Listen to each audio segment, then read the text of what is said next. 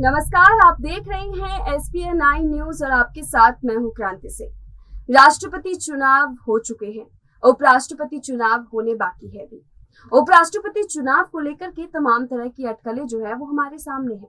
उन अटकलों के बीच में कोई किसी के भाग में जा रहा है तो कोई किसी के पीछे जा रहा है। लगातार बयानबाजियों का जो सुर है वो एक बार फिर सुनाई देने लगा है। राष्ट्रपति से ज्यादा उपराष्ट्रपति चुनाव में जो शोर सुनाई दे रहा है, उस शोर को लेकर के आज हम बात करेंगे इस खास प्रोग्राम में। हमारे इस खास प्रोग्राम में आपका बेहद ही स्वागत है। इस खास प्रोग्राम के माध्यम से हम आज जानेंगे कि आखिरकार क्या ममता बनर्जी यहाँ कांग्रेस का समर्थन करेंगी या फिर विरोध प्रदर्शन में सड़कों पर दिखाई देंगी। क्योंकि देखा गया है कि ममता बनर्जी इन दिनों काफी खफा चल रही हैं विरोधी पार्टियों से। इन दिनों देखा गया है कि वो जब विपक्षी दलों की तरफ से जो चेहरा उम्मीदवार के रूप में सामने आया तो वहां पर वो नजर नहीं आई। नामांकन की बात आई तो वहां पर अपना दमखम दिखाती हुई नजर नहीं आई। तो तमाम अटकलें हैं। इन अटकलों को लेकर के आखिरकार क्या निष्कर्ष निकलता है, उस पूरे वाक्यांश पर आज हम इस रिपोर्ट के अंदर बात करेंगे। आपको बता दें कि उपराष्ट्रपति पद के लिए विरोधी दलों ने पश्चिम बंगाल की सीएम ममता बनर्जी को नजरअंदाज कर कांग्रेस के वरिष्ठ नेता मार्गरेट अल्वा को विरोधी पार्टी की उम्मीदवार घोषित कर दिया। इसके बाद ये अटकलें तेज हो गई कि क्या टीएमसी उनका समर्थन करेगी। राष्ट्रपति चुनाव को लेकर पश्चिम बंगाल की सीएम ममता बनर्जी ने पहले की थी और पूर्व केंद्रीय मंत्री यशवंत सिन्हा विपक्ष के उम्मीदवार बने। लेकिन राजग की ओर से झारखंड की पूर्व राज्यपाल द्रौपदी मुर्मू को उम्मीदवार बनाए जाने के बाद से ममता बनर्जी की दुविधा शुरू हो गई और ममता बनर्जी ने संकेत दिया कि यदि पहले नाम जाहिर किया जाता तो द्रौपदी मुर्मू सर्वसम्मति से राष्ट्रपति निर्वाचित हो सकती थी। लेकिन अब राजग की ओर से बंगाल के राज्यपाल जगदेव धनखड़ को उपराष्ट्रपति पद का उम्मीदवार बनाए जाने के बाद फिर से ममता बनर्जी की दुविधा शुरू हुई है। टीएमसी के सांसद सुदीप बंदोपाध्याय आज ही केंद्र सरकार द्वारा बुलाई गई सर्वदलीय बैठक में शामिल हुए। लेकिन शरद पवार के नेतृत्व में हुई 17 पार्टियों के विपक्षी दलों की बैठक से नदारद रहे।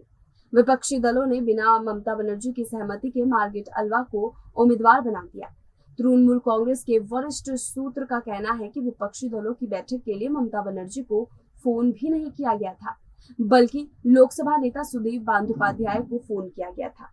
इसकी वजह से ममता बनर्जी नाराज बताई जा रही थी और उन्होंने पार्टी सांसद को बैठक में हिस्सा लेने से मना कर दिया। वहीं दूसरी तरफ अगर हम बात करें भाकपा के नेता की राजा नेतो की बैठक के दौरान विरोधी दलों के नेताओं द्वारा ममता बनर्जी से संपर्क करने की कोशिश की गई, लेकिन बताया जा रहा है कि ममता बनर्जी वीडियो कॉन्फ्रेंसिंग पर है, इस कारण उनसे बातचीत नहीं हो सकी। लेकिन उम्मीद है कि टीएमसी मार्गरेट अल्वा का समर्थन करेगी। ये दौरान जो है बातें विरोधियों की तरफ से साफ तौर पर दिखाई देने को मिली। पार्टी के वरिष्ठ नेता का भी कहना था कि ममता बनर्जी ने 21 जुलाई को पार्टी सांसदों की बैठक बुलाई। इस बैठक में उपराष्ट्रपति के उम्मीदवार को लेकर चर्चा होगी और पार्टी सांसदों के साथ बातचीत के बाद ही इस बारे में कोई फैसला लिया जाएगा। लेकिन देखा गया कि फैसला इससे पहले ले लिया गया। दूसरी ओर अगर हम सभी न्यूज को देखें तो वहां पर शरद पवार ने भी अपने एक रिपोर्ट में कहा था कि वो ममता बनर्जी से संपर्क करने की कोशिश कर रहे थे, लेकिन वो व्यस्त थी। अब यहाँ पर राजनीतिक विश्लेषक की तरफ आ जाए तो उन लोगों का कहना है कि ममता बनर्जी को देखो और इंतजार करो की नीति का अनुसरण कर रही है। जगदेव धनखड़ बंगाल के रहने के कारण ममता बनर्जी को थोड़ी दुविधा है।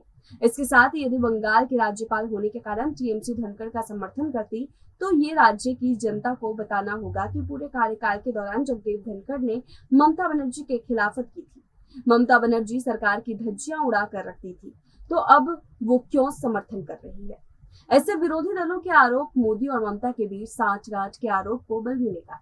दूसरी ओर जिस तरह से ममता बनर्जी को दरकिनार कर विरोधी पार्टियों ने मार्गरेट अल्वा को उम्मीदवार घोषित कर दिया है, इससे ममता बनर्जी के अहम को अवश्य ही चोट लगी होगी। लेकिन यहाँ मार्गरेट अल्वा एक महिला उम्मीदवार है और ममता बनर्जी के साथ पुराना रिश्ता रहा है। ऐसे में माना जा रहा है कि ममता बनर्जी उनका समर्थन कर सकती है, लेकिन इस बीच ममता बनर्जी कुछ समय लेना चाहती है और सारी स्थितियों को आकलन कर अपने फैसले का ऐलान करना चाहती है। इस पूरे मामले पर अगर हम आपको एक तरफ का नजरिया और दिखाएं तो यहाँ पर साफ तौर पर जाहिर है कि ममता बनर्जी लगातार तमाम मुद्दों पर बात करती हुई आई हैं। तमाम मुद्दों पर बात करते हुए जो है वो अपने पल पल की अपडेट जो है वो देती रही है। लेकिन इन अपडेट का अब वो कहाँ चला गया सुर, अब वो क्यों नहीं यहाँ पर कुछ भी बोल रही हैं, क्यों नहीं वो कांग्रेस के नेता का समर्थन कर रही हैं, उनके इस समर्थन ना करने के पीछे की वजह क्या है? क्या ये नाराजगी इसलिए है कि उनसे उनकी बातें नहीं पूछी गई, उनसे उनका मत नहीं रखा गया और उनके मत के अनुसरण के हिसाब से यहाँ पर चेहरे का चुनाव नहीं किया गया? अंदर की कहानी क्या है ये तो अभी हमें नहीं पता, लेकिन यहाँ पर ये साफ तौर पर जाहिर है कि तमाम मुद्दे जो है वो साफ जाहिर करते हुए नजर आ रहे हैं कि चारों तरफ का जो अंधेरा था वो अब साफ होता हुआ नजर आ रहा है कि यहाँ पर ममता बनर्जी काफी नाराज चल रही हैं और उनकी नाराजगी का जो भुगतान है यहाँ पर कांग्रेस को भुगतना पड़ सकता है। कांग्रेस से जो रिश्ते अभी हाल ही में ममता बनर्जी के सुधरे थे, उन रिश्तों पर अब एक बार फिर से लगाम लगने वाली है। क्या यहाँ पर बीजेपी बाजी मार जाएगी और क्या यहाँ पर विपक्ष को तोड़ने में बीजेपी की भी नीति काम आएगी? क्या यहाँ पर ममता बनर्जी विपक्ष को तोड़ने की नीति बीजेपी के उसमें अपना एक अहम योगदान देगी? तमाम सवाल है, इन सवालों का जवाब हम चाहेंगे कि आप जरूर हमें कमेंट सेक्शन में बताएं, लेकिन इन तमाम मुद्दों की तरफ अगर आप नजर डालेंगे तो आपको साफ होता हुआ एक और तस्वीर दिखाई देगा कि यहाँ पर मार्गरेट आल्वा जो है वो उनके रिश्ते यहाँ ममता बनर्जी के साथ रहे हैं, तो हो सकता है कि वो अपनी तरफ से जो है यहाँ पर उनको किसी भी प्रकार का विरोध करने का मौका ना दे और उन्हें जो है अपनी तरफ वापस से खींच ले। इस मुद्दे पर आगे की रणनीति क्या होगी? क्या यहाँ पर मार्गरेट आल्वा का अगला कदम होगा? क्या यहाँ पर ममता बनर्जी का अगला कदम होगा? उस पर सभी की नजर बरकरार है और हमारी भी नजर इस मुद्दे पर पूर्ण रूप से बरकरार है। आप लोग के क्या तर्क हैं इस तमाम मुद्दे को देखते हुए और हमारे इस खास प्रोग्राम को लेकर के आप लोग का क्या कहना है, हमें कमेंट सेक्शन में जरूर बताते रहिएगा। फिलहाल अगर देखा जाए तो इन तमाम मुद्दों को देखते हुए ये तस्वीर जो हमारे सामने अभी साफ हुई है, उस पर अगर हम बातचीत करें तो यहाँ पर हम लगातार आपको सारे अपडेट पहुंचा रहे हैं। हम आपको बता रहे किस तरीके से राष्ट्रपति चुनाव में एक एक कड़ियां कहां से कहां तक जुड़ी हुई है। उसी तरीके से अब हम उपराष्ट्रपति चुनाव को लेकर के भी आपको तमाम अपडेट्स दे रहे हैं कि आखिरकार कौन सी कड़ियां कहां से शुरू और कहां पर खत्म। इन तमाम कड़ियों को देख करके आप लोगों को क्या लगता है हमें कमेंट सेक्शन में बताना बिल्कुल भी ना भूलें। और आप अगर कोई और नए मुद्दे पर हमसे बातचीत करना चाहते हैं, चर्चा रखना चाहते हैं, आप चाहते हैं कि हम उन तमाम मुद्दों को सामने लेकर के आएं और लाइव सेक्शन में हम फिर शाम के समय आपसे जुड़ेंगे, उस दौरान भी अगर आप इसी मुद्दे पर चर्चा चाहते हैं तो आप हमें कमेंट करके बता सकते हैं। हम लाइव सेशन के दौरान आपके साथ जुड़ेंगे और इस मुद्दे पर हम आपसे बातचीत भी करेंगे। तो तब तक आप बने रहिए हमारे साथ और देखते रहिए SPN9 न्यूज।